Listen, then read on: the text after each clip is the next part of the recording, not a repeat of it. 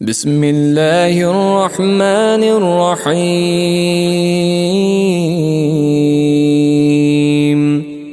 تبارك الذي بيده الملك وهو على كل شيء قدير، الذي خلق الموت والحياة ليبلوكم أيكم أحسن عملا وهو العزيز الغفور،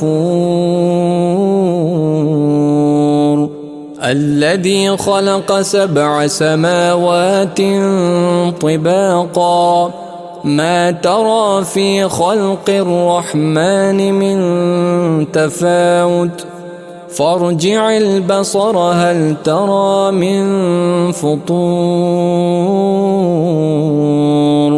ثم ارجع البصر كرتين ينقلب إليك البصر خاسئا وهو حسير، ولقد زينا السماء الدنيا بمصابيح وجعلناها رجوما للشياطين وأعتدنا لهم عذاب السعير، وللذين كفروا بربهم عذاب جهنم وبئس المصير. إذا ألقوا فيها سمعوا لها شهيقا وهي تفور تكاد تميز من الغيظ كلما ألقي فيها فوج سألهم خزنتها ألم يأتكم نذير قالوا بلى قد جاءنا نذير فكذبنا وقلنا ما نزل الله من شيء إن أنتم إلا في ضلال كبير. وقالوا لو كنا نسمع أو نعقل ما كنا في أصحاب السعير فاعترفوا بذنبهم فسحقا لأصحاب السعير. إن الذين يخشون ربهم بالغيب لهم مغفرة وأجر كبير. وأسروا قولكم أو اجهروا به إنه عليم بذات الصدور. ألا يعلم من خلق وهو اللطيف الخبير. هو الذي جعل لكم الأرض ذلولا فامشوا في مناكبها وكلوا من رزقه وإليه النشور. أأمنتم من في السماء أن يخسف بكم الأرض فإذا هي تمور أم أمنتم من في السماء أن يرسل عليكم حاصبا فستعلمون كيف نذير.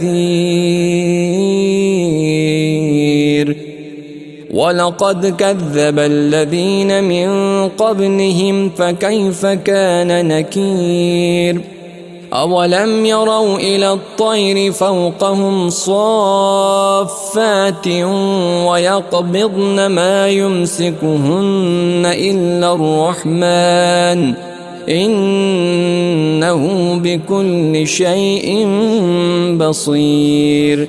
أمن هذا الذي هو جند لكم ينصركم من دون الرحمن إن الكافرون إلا في غرور.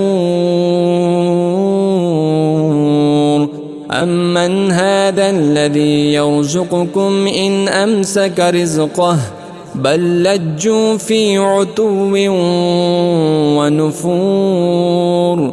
أفمن يمشي مكبا على وجهه أهدى أمن يمشي سويا على صراط مستقيم قل هو الذي أنشأكم وجعل لكم السمع والأبصار والأفئدة قليلا ما تشكرون قل هو الذي ذرأكم في الأرض وإليه تحشرون ويقولون متى هذا الوعد إن كنتم صادقين قل إنما العلم عند الله وإنما أنا نذير مبين فلما رأوه زلفة سيئت وجوه الذين كفروا وقيل هذا الذي كنتم